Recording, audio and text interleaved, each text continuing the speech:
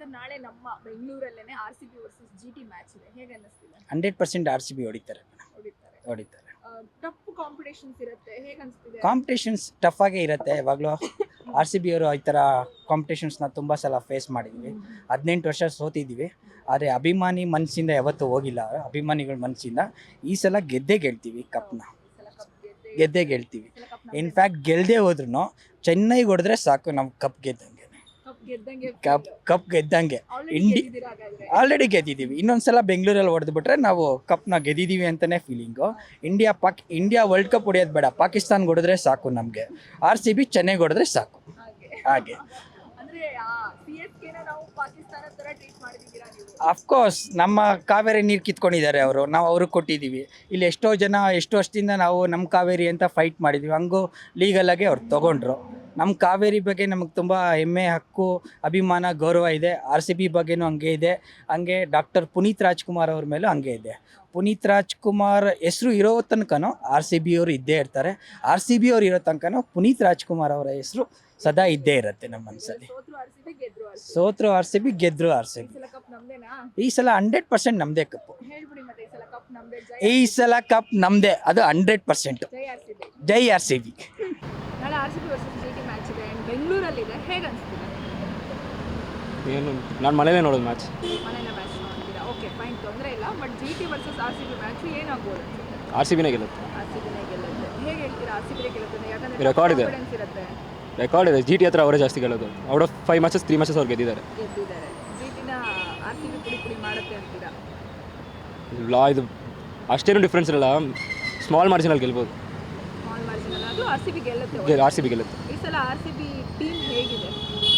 Well balance ಇದೆ. Bowling ಎಲ್ಲ ಚೆನ್ನಾಗಿದೆ. ಆ್ಯಕ್ಚುಲಿ ಫಸ್ಟ್ ಟೈಮು ಚೆನ್ನಾಗಿ ಆಫ್ ಮಾಡಿದ್ದಾರೆ ಟೀಮ್ ಈ ಸತಿ. ಈ ಸಲ RCB ಕಪ್ ಗೆಲ್ಲುತ್ತೆ ಅನ್ಸುತ್ತಾ? ಕಪ್ ಗೆಲ್ಲಲ್ಲ.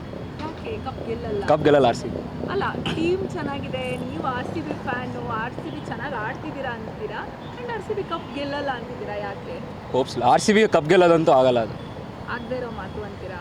ಯಾವ ಟೀಮ್ ಬಂದರೂ ಗೆಲ್ಲಕ್ಕೆ ಬಿಡಲ್ಲ ಅವ್ರನ್ನ, ಎಷ್ಟೇ ಆದರೂ.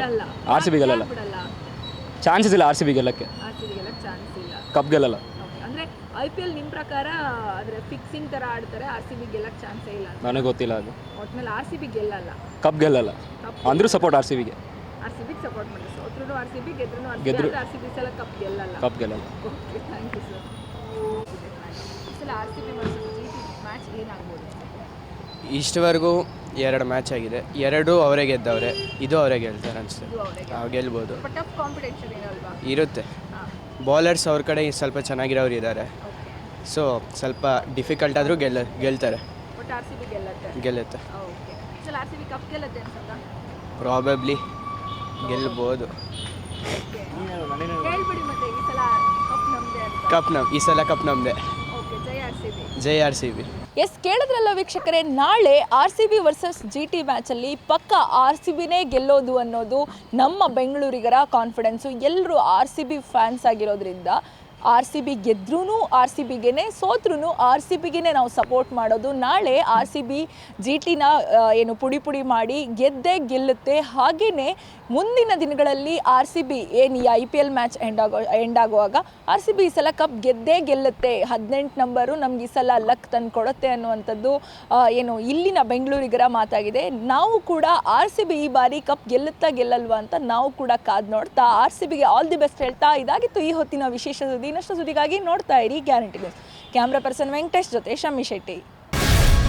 ಗ್ಯಾರಂಟಿ ನ್ಯೂಸ್, ಸುದ್ದಿ ಖಚಿತ, ನ್ಯಾಯ ನಿಶ್ಚಿತ.